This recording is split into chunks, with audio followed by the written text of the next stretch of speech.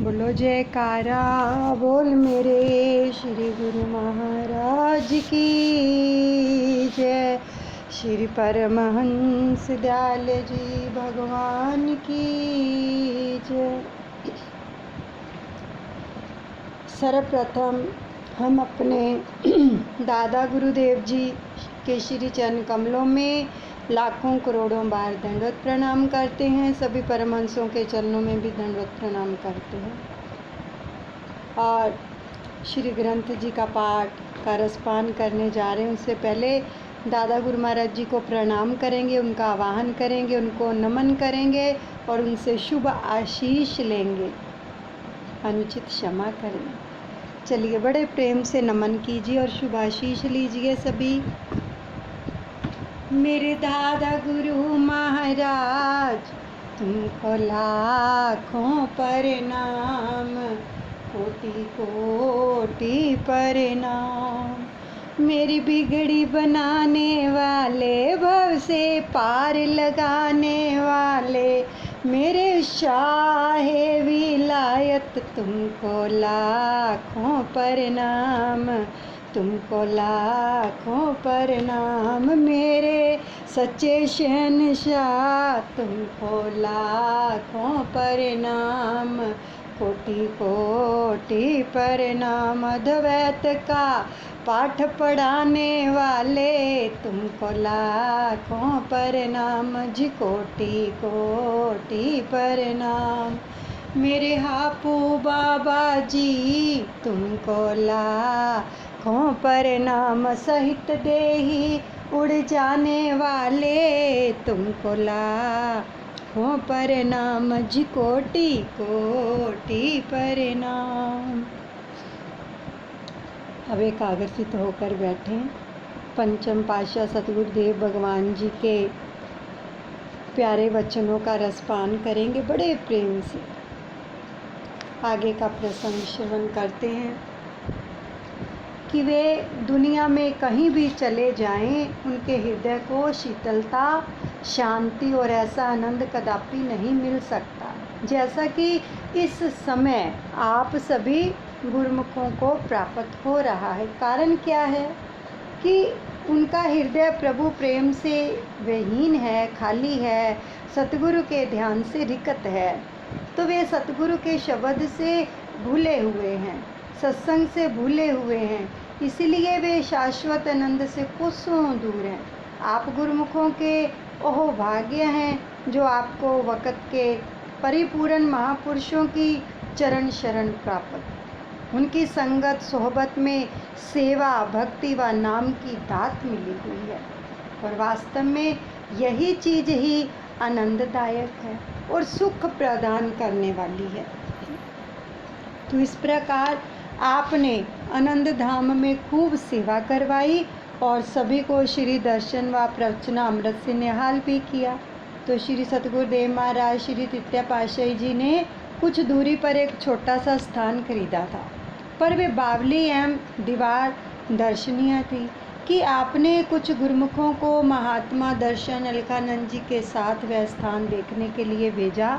तो महात्मा जी ने बताया कि यहाँ पर बावली को देखकर आसपास के लोग कहते हैं कि सचमुच ही इन संतों के पास करिश्मा है जो पत्थरों में से पानी निकाल लेते हैं।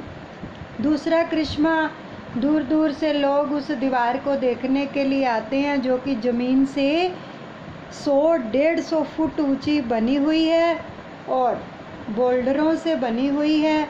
दीवार में सीमेंट भी नहीं लगाया गया, यानी बिना सीमेंट के।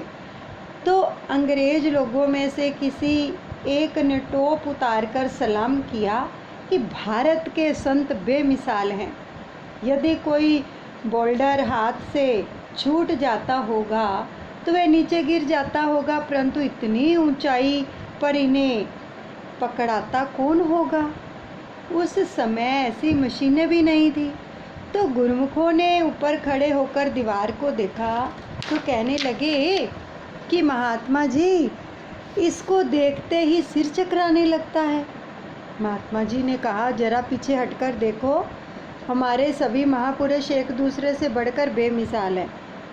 इसके कार्यों को देखकर कुदरत भी आश्चर्यचकित है। तो अब श्री सतगुरु दाता दयाल जी की अद्वितीय अलौकिक देन श्री परमहंस द्वैत मंदिर और स्थान स्थान पर सत्संग के भव्य आश्रम निर्मित होते जा रहे हैं। तो आनंद धाम से आप श्री प्रयागधाम पहुँचे तो रात्रि समय पहुँचते ही श्री दर्शन खुले। अब 3 दिनों से खूब ज़ोरों से बरसात हो रही थी, तो महात्मा भक्ति ध्यानानंद जी श्री आज्ञा से सत्संग करने लगे। तो प्रेम उनके अंदर ठाठे मार रहा था। सत्संग में जैसे ही उन्होंने द्वापर युग की गोवर्धन लीला का वृत्तांत सुनाया आरंभ किया और अभी इतना ही कहा था कि आनंद धाम में बरसात रोककर तो सेवा करवाई और अब यहाँ लीलाधारी कृष्ण बस इतना ही कह रहे थे कि श्री सतगुरुदेव महाराज जी ने फरमाया, महात्मा जी यह लीला हमने नहीं की है, हम कुदरत के किसी काम में भी हस्तक्षेप नहीं करते, यह तो इन गुरुमुखों की आपसी प्रेम लीला है। यहाँ से कुछ गुरुमुखों ने कहा था कि आनंद धाम में इतनी बरसात हो कि सेवा ना कर सको, क्योंकि जब जा रहे थे तब गुरुमुखों ने कहा था ना कि बारी तो हमारी थी लेकिन आप जा रहे हो, चलो जाते ही बरसात शुरू हो जाए। ये गुरुमुखों ने बोला था जो श्री गुरुमाई के साथ जा रहे थे लोग। तो वहाँ जो गुरुमुख साथ आए थे तो उन्होंने कहा था कि जिन्होंने सेवा ना करने का दान दिया था अब उनके पास चली जाओ। तो यह इन सेवकों का आपसी झगड़ा है, हम सेवकों के बीच में नहीं आते। बस इतना प्रत्यक्ष देख लो कि जो कुछ दान दोगे वह लौटकर कई गुना होकर मिलेगा। ये श्री गुरु महाराज जी ने वचन फरमाए कि कोई भी दान दोगे, यानी ये नहीं कि कोई खाने पीने वाली वस्तु आप दे रहे हो, हम अपने विचार वाणी व्यवहार से भी बहुत कुछ देते हैं और वो जो कुछ भी हम देते हैं ना, श्री गुरु महाराज जी फरमा रहे हैं वो कई गुना होकर वापस लौटता है, मिलता है। तो हमने ना कुछ दिया ना कुछ लिया। आप श्री प्रयागधाम कितने दिन सेवा नहीं कर पाएंगे, ये सब ये स्वयं ही जाने। तो सभी गुरुमुखों ने इसी समय दंडोत प्रणाम करके क्षमा याचना की और कहा कि प्रभु अब हमें सेवा और श्री दर्शनों का सौभाग्य प्रदान करें। श्री वचन हुए कि कभी किसी के लिए मन में बुरा ना सोचो। देखो बहुत सुंदर वचन आ रहे हैं, एक एक वचन को अगर हृदय में हम धारण नहीं करेंगे फिर हमारे सुनने का कोई लाभ नहीं होगा जब तक इन वचनों को हम प्रैक्टिकल नहीं लेके आएंगे, क्योंकि श्री गुरु महाराज जी ने सब कुछ प्रैक्टिकल करके दिखाया है, साथ ही साथ लीलाएं होती थी और उनका जवाब भी देते थे। अब क्या फरमा रहे हैं कि किसी के लिए भी मन में बुरा ना सोचो, चाहे आपके लिए कोई कैसा भी सोच रहा है, कोई कैसा भी है, लेकिन हमें किसी के लिए भी अपने मन के अंदर उसके प्रति ईर्ष्या द्वेष की भावना नहीं रखनी चाहिए, चाहे वो फिर हमारे सदस्य हैं, चाहे वो थर्ड पर्सन है, चाहे बाहर का है कोई भी, लेकिन हमें वचनों पर चलना है। तो सदैव हितकारी एवं मीठी मानी बोलते हुए परोपकार करो। कितने सुंदर वचन आ रहे हैं, सच में हृदय गदगद हो रहा है। इन वचनों को अगर पकड़ लेंगे ना तो सच में जीवन सार्थक हो जाएगा। एक तो फरमा रहे हैं कि एक बुरा नहीं सोचना किसी के लिए, ठीक है, और दूसरा अपनी वाणी जो है मीठी बोलनी है और परोपकार करना है। सच में अब ये जो वचन आ रहे हैं ना, ये सब हमारे लिए आ रहे हैं क्योंकि अब श्री गुरु महाराज जी का शुभ अवतरण दिवस नज़दीक है और हम अपने सतगुरु दाता दीन दयाल जी के शुभ अवतरण दिवस पर कितनी खुशी मनाते हैं, क्योंकि तीनों लोकों के स्वामी का अवतार हुआ 20 सितंबर को और लोगों ने तीनों लोकों में खुशियां मनाई गई और वो धरा धाम को छोड़कर और निज धाम को छोड़कर इस धरा धाम पर अवतरित होते हैं। किसके लिए? अपने भक्तों के लिए, प्रेमियों के लिए। और प्रेमी जन कोई उनको नाच कर रिझाता है, तो कोई भजन गा कर रिझाता है, तो कोई कैसे रिझाता है। लेकिन जिस मिशन के लिए वो आए, जो उन्होंने हमें सिखाया, क्या हम उनके नक्शे कदम पर चल रहे हैं उनकी प्रसन्नता पाने के लिए?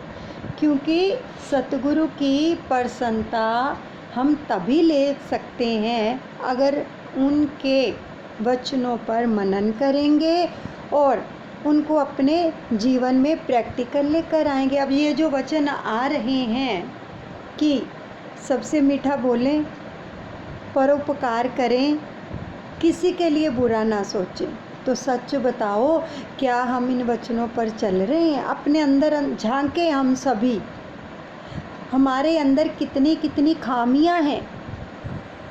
सतगुरु जो हैं वो अपने जैसा बनाने के लिए ही आए हैं। बेंगलोर के अंदर श्री पंचम पातशाह सतगुरुदेव भगवान जी ने वचन फरमाए थे कि असी सागर हाँ ते तुसी बूंद हो, ते असी इस बूंद नू सागर विच मिलान वास्ते ही आए हाँ। यानी आपको अपने जैसा बनाने के लिए ही हम यहाँ पर आए हैं। तो उनके जैसा कब बन पाएंगे? जब उनके नक्शे कदम पर चलेंगे। उनकी प्रसन्नता को कैसे हासिल कर पाएंगे? जब उनके वचनों को, उनकी बातों को हम मानेंगे और अपने जीवन में प्रैक्टिकल उतारेंगे। अब टीचर की प्रसन्नता कौन विद्यार्थी पाता है? जो उनके मुताबिक काम करता है, होमवर्क पूरा करके आता है, सारा काम करता है, तभी तो टीचर की प्रसन्नता को पाता है। अब किसी ने डॉक्टर बनना है तो वो खुद परिश्रम करेगा, डॉक्टरी की पढ़ाई करेगा तो डॉक्टर बनेगा ना।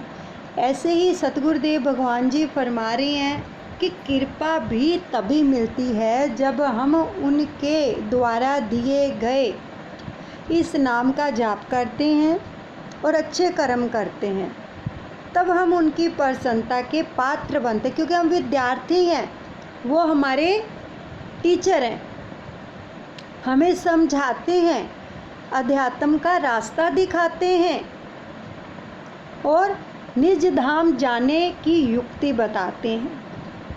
तो अगर हम उन युक्तियों को पकड़ लेते हैं और उन पर मनन करते हैं तो हमारा जो मार्ग है वो सुलभ हो जाता है।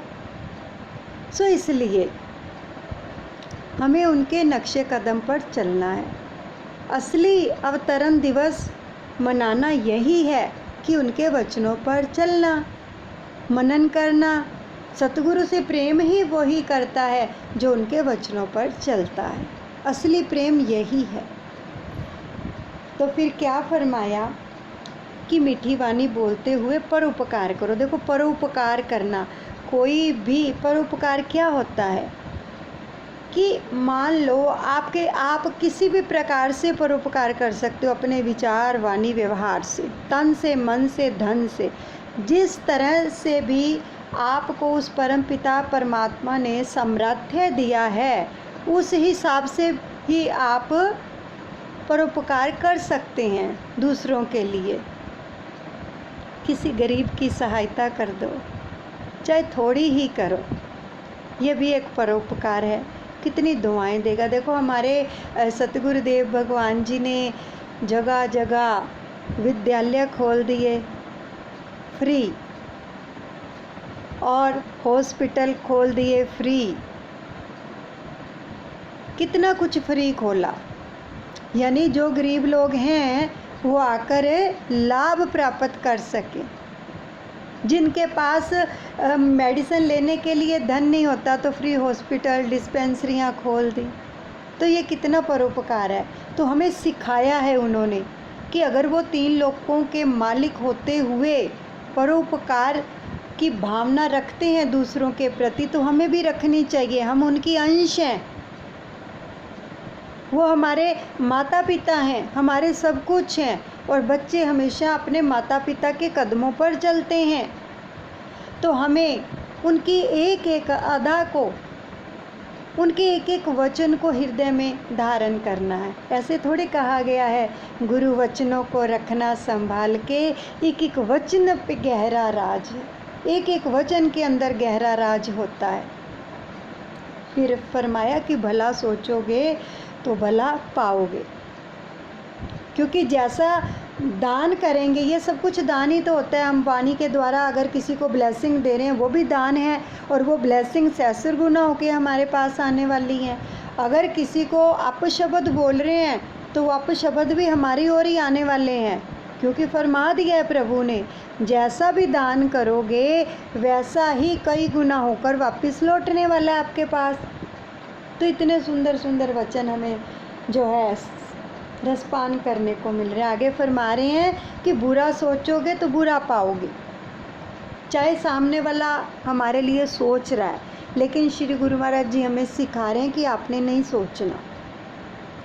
घर गृहस्थी के अंदर ज़्यादा झगड़े क्यों होते हैं कि सामने वाला जब गलत होता है ना, तो हम क्या करते हैं, हम अपनी सफाई देने के लिए और ऊंची वाणी में बात करते हैं, और उसको गलत साबित करने के लिए पूरी सफाई देने पर उतर आते हैं। तो क्या होता है कि झगड़ा बढ़ जाता है। तो फरमा रहे हैं कि किसी के लिए भी बुरा मत सोचो। सामने वाला अगर क्रोध कर रहा है, बस मौन हो जाओ कि हमें ऐसा नहीं करना है। हमारे सतगुरुदेव भगवान ने ऐसी शिक्षा हमें नहीं दी है। हम अद्वैत मत के अनुयायी हैं, हमें दुई नहीं रखनी किसी से, हमें अद्वैत मत के ऊपर ही चलना है। जो हमारे दादा गुरु महाराज जी ने जिस मत की नींव रखी है, जिसकी स्थापना करी है, तभी तो फिर गुरुमुख कहलाएंगे। अगर उस मत पे नहीं चल रहे तो फिर हम अद्वैत मत के अनुयायी ही नहीं हैं। फिर फरमाया कि जीव स्वयं अपने कर्मों का बनाया हुआ खाता और भुगतता है। इसमें कुदरत का कोई दोष नहीं होता, किसी का कोई दोष नहीं होता। केवल जो जीव है जैसे कर्म करता है वैसे ही वो भुगतता है, अपना खाता बना लेता है। वैसे कर्मों का, अच्छे कर्म करेंगे तो अच्छे कर्मों का खाता खुल जाएगा, बुरे कर्म करेंगे तो बुरे कर्मों का खाता खुल जाएगा, फिर उसका भुगतान देना पड़ेगा। अच्छा बीजेंगे तो अच्छा खाएंगे, बुरा बीजेंगे तो फिर बुरा खाने को मिलेगा। तो महात्मा जी अब उन्हें सत्संग में बताओ कि गुरुमुखों की रहनी सहनी कैसी होनी चाहिए। बहुत ही सुंदर वचन आ रहे हैं आज तो। क्या महात्मा जी ने पुनः सत्संग आरंभ किया, और अंत में सबने फिर से दंडवत प्रणाम कर क्षमा याचना की कि पुनः फिर श्री वचन हुए कि अब हो रही है बरसात तो रात्रि भर बरसने दो। बरसात हो रही थी बहुत ज़्यादा, फरमा दिया कि रात्रि भर बरसने दो, प्रातः सब सेवा में जुट जाना। और क्या, अब महापुरुष कैसी रहस्यमयी लीला करते हैं, बुद्धि उसे समझ नहीं सकती है। ऐसे ही एक बार पंचगनी में किसी अन्य संत आश्रम में कुछ गुरुमुखों के साथ गए, तो वहाँ फूलों के अलग अलग प्लांट थे। तो उद्यान में हर प्लांट में फूलों के नाम लिखे हुए थे, यानी सूरजमुखी, गुलाब, गेंदा आदि आदि। तो वहाँ फूलों पर मधुमक्खियाँ फूलों का रस ले रही थी। आश्रम में दूसरी ओर जो थी लकड़ी के बड़े बड़े कमरे नुमा बॉक्स बने हुए थे, तो उनके ऊपर भी लिखा हुआ था कि सूर्यमुखी शहद, गुलाब शहद। पूछने पर पता चला कि जिन जिन फूलों के प्लांट पर जो मधुमक्खियाँ बैठती हैं ना, वे साय समय अपने बॉक्स में आकर छत्तों में घुसकर फूलों के रस को शहद के रूप में देती हैं। तो 15 दिन में छत्ते शहद से भर जाते हैं। तो यह सामने के बॉक्स में जो छत्ता बनाती हैं, वहाँ पर से लौटकर आश्रम में पहुँचे तो श्री दर्शन खुले। फिर श्री वचन हुए कि गुरुमुखो, आपको केवल मनोरंजन के लिए हम साथ नहीं ले जाते। आप भी दिल में विचार करें कि एक तुच्छ कीट यानी मधुमक्खी भी क्या शिक्षा दे रही है, कि वह यह कि एक तो वह अपने घर स्थान को नहीं भूलता, जहाँ उसका ठिकाना है वहीं पहुँचता है, और दूसरा वे अपने कर्तव्य पथ पर दृढ़ता से लगा हुआ अनवर्त फूलों के रस का संग्रह करता है। तो वह वहीं जाता है जिस प्लांट में उसे स्थान मिला है, तो वह दूसरी जगह नहीं जाता। इस प्रकार वह कर्तव्य पथ पर चलता हुआ मधु बनाकर यानी शहद बनाकर परोपकार का कार्य कर रहा है। आप जानते ही हैं कि मधु कितनी जो है औषधियों में प्रयोग में लाया जाता है, शहद। तो आप सब गुरुमुख हैं, आप एक महान लक्ष्य को लेकर इस संसार का त्याग करके श्री दरबार में शरणागत हुए हैं। आपको भी अपने ध्येय को समझ रख कर, उसको समक्ष रख कर कर्तव्य पथ पर चलना है। संत महापुरुषों की संगति बड़े भाग्यों से मिलती है और वे जीवों को चिताते हैं कि तुम्हारा असली घर, असली स्थान यह शरीर नहीं, आत्मा को परमात्मा से मिलाना ही लक्ष्य और असली ठिकाना है।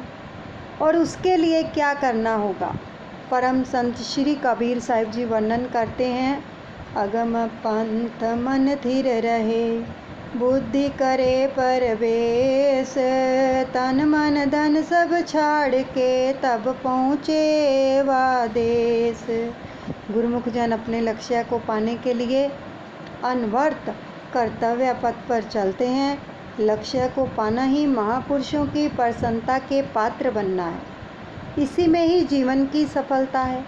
अब इस प्रकार आप हर पल हर क्षण अपने पावन वचनों में गुरुमुखों को अपने लक्ष्य की ओर सचेत करते हुए आत्म जागृति का मार्ग सुझाते और अपने दिव्य मार्गदर्शन में उन्हें सफलता की बुलंदियों तक पहुंचा देते। अतः महाप्रभु जी की पंचगनी की कतिपय लीला को पढ़कर सुनकर वे दृश्य साकार श्री दर्शन काम्य रस पिलाते हैं, मधुर स्मृतियाँ सजाते हैं तथा दिव्य लोक का भ्रमण कराते हैं। उन प्रेमियों के हृदय के अगाध अपरिमित आनंद सुख की अनुभूति असीमित है, जिन्होंने ऐसे स्वर्ण अवसरों को उनकी समीपता में पाया होगा। यही है महापुरुषों की अनंत अनंत महिमावली। कितना कुछ समझाया है हमें अपने वचनों के अंदर। सच में हमें सब कुछ करना है संसार में रहकर, महापुरुष मना नहीं करते हैं, लेकिन अपने चित्त को अपने सतगुरु के चरणों से जोड़ना है और इसको निर्मल रखना है।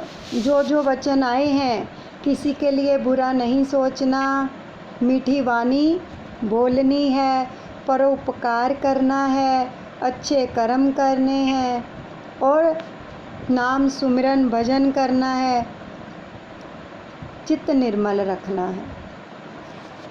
अब देखो श्री सतगुरुदेव भगवान जी की प्रसन्नता हम कैसे पाएंगे? उनका शुभ अवतरण दिवस आ रहा है ना। हर कोई चाहता है कि उनकी प्रसन्नता मिले। प्रसन्नता तभी मिलती है जब हम उनके बताए हुए मार्ग पर चलते हैं, जब हम प्रभु जी के सन्मुख उनका शुभ अवतरण दिवस मना रहे हों। बड़े ध्यान से सुनना। तो हमें क्या करना है? जब हम उनके समक्ष अपनी खुशी जाहिर करते हैं, ढोलक बजाकर, भजन गाकर, नृत्य करके, तो हमें जो हमारा ध्यान है ना, तब केवल और केवल अपने सतगुरु के चरणों में होना चाहिए।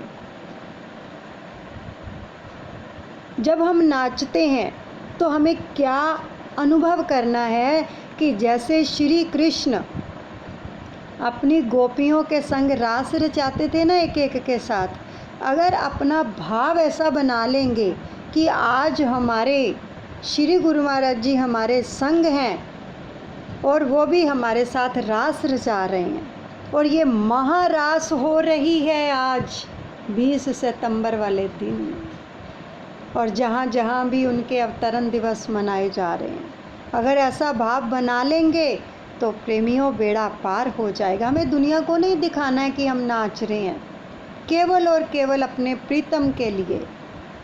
अगर ऐसा भाव बना लेते हैं तो एक एक क्षण, एक एक पल हमारा उसके साथ अगर बीतता है तो वो सफल है। ध्यान कहाँ होना चाहिए? केवल और केवल अपने प्रभु के श्री चरण कमलों में, और किसी तरफ नहीं होना चाहिए। नाच रहे हैं भाई, नाच रहे हैं तो किसी के सिर पे हम पैसे वार रहे हैं तो ध्यान तो फिर माया में रहा नहीं।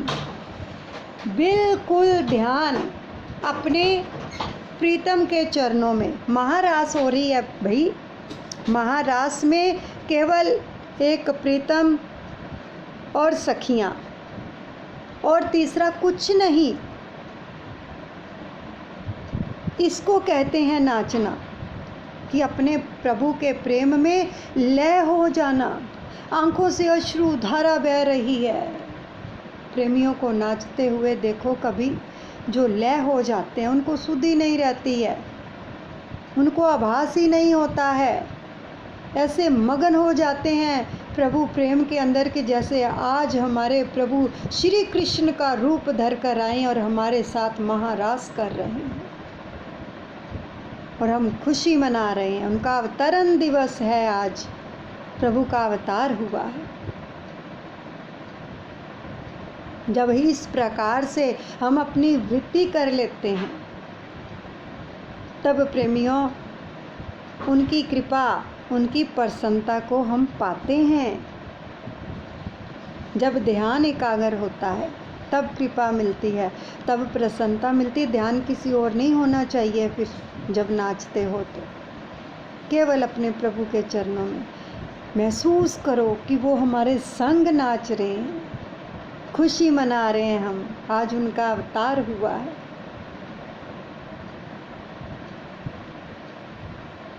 और एक और बात ध्यान रखना कि देखो,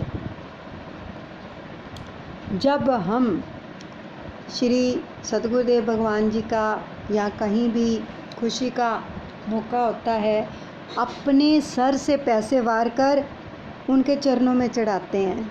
सोचो ज़रा, ऐसे हमें नहीं करना है। जब श्री कृष्ण भगवान का अवतार हुआ था तो उनकी मैया यशोदा ने उनसे सारा कुछ वार के किसको बांटा था? लोगों को बांटा था, खुशी में दास दासियों को दिया था। और हम अपने सिर से वार कर उस 3 लोगों के जो स्वामी उनके चरणों में चढ़ा रहे हैं। खुद सोचो क्या कर रहे हैं हम, कैसा कर्म कर रहे हैं। बल्कि जिनका अवतरण दिवस है उनके शीश से वार दो सब कुछ, उनके ऊपर से वार दो सब कुछ। इसका मतलब अगर हम अपने से वार के उनके चरणों में चढ़ा रहे हैं, हम तो उनसे भी ऊपर हो गए। फिर श्री गुरु महिमा के अंदर कितने सुंदर वचन आते हैं। जो कोई श्रेष्ठ पदार्थ पावे सो गुरु चरणन आन चढ़ावे। कोई भी श्रेष्ठ अच्छा पदार्थ जो पाता है वो श्री गुरु महाराज जी के चरणों में चढ़ाया जाता है, और हम अपने सिर से पैसे वार कर उनके चरणों में चढ़ा रहे हैं। बताओ, अगर हम खड़े हैं तो अपने बच्चे के सिर से पैसे कोई वार कर हमें दे कि जाओ इसकी चीज़ खा लो, खा लोगे? हम कितना परहेज करते हैं। किसी के सिर से वारे हुए पैसे हम किसको देते हैं? किसको देते हैं? और अपने सिर से पैसे वार कर प्रभु के चरणों में चढ़ा रहे हैं। ये अच्छा नहीं होता, ना ही शास्त्रों में ऐसा बताया गया है। आप देखो, सबने श्री कृष्णा देखा है कि कैसे मैया यशोदा अपने लाल से सब कुछ वार कर हीरे जवाहरात मोती पैसे सब कुछ गरीबों में बांट रही है। तो उनका जिनका शुभ अवतरण दिवस है, जो सबको देने वाले हैं, उनको हम क्या दे सकते हैं? जो सबको देने वाले हैं उनसे सब कुछ वार दो, बलिहार हो जाओ। ऐसे थोड़ी कहा गया है, तन मन धन दाता तेरे उतवारा, तेनू ना वसारा सारे जग नू वसारा। सिर्फ क्या ये कहने के भाव हैं कि तन मन धन सब कुछ आप पे वार दूं, लेकिन अपने से वार के क्यों चढ़ाएं फिर उनके चरणों में। इसलिए बड़े ध्यान से भक्ति के अंदर भी एक एक कदम हमें ऐसे रखना है, अपने प्रभु की प्रसन्नता मिले हमें, उनका प्यार मिले हमें, बस इसलिए नाम में लय हो जाना है। खुशियाँ मनाएंगे, प्रभु के संग ही नाचे गाएंगे, उनके संग ही झूमेंगे और उनसे शुभाशीष पाएंगे। तो इसलिए बड़ी खुशी से जन्मदिन मनाएं, अवतरण दिवस मनाएं, लेकिन मर्यादा में रहते हुए, और परोपकार करते जाएं, मालिक की प्रसन्नता पाते जाएं, नाम को अपने हृदय में धारण करते जाएं। और जैसे श्री सतगुरुदेव भगवान जी के वचन आ रहे हैं, उन एक एक वचनों को अपने हृदय में धारण करें, एक एक वचनों को। और क्या प्रभु को पसंद है, हमने उनके शुभ अवतरण दिवस पर वही गिफ्ट देना है। उनको क्या पसंद है? नाम, सुमिरन, भजन, सेवा, परोपकार, ये सब कुछ। तो इस प्रकार उनके वचनों पर चलते हुए अपने जीवन को हमने सार्थक बनाना है और उनकी कृपा को सदा सदा पाना है। बोलो जयकारा बोल मेरे श्री गुरु महाराज की जय, श्री परमहंस दयाल जी भगवान की जय।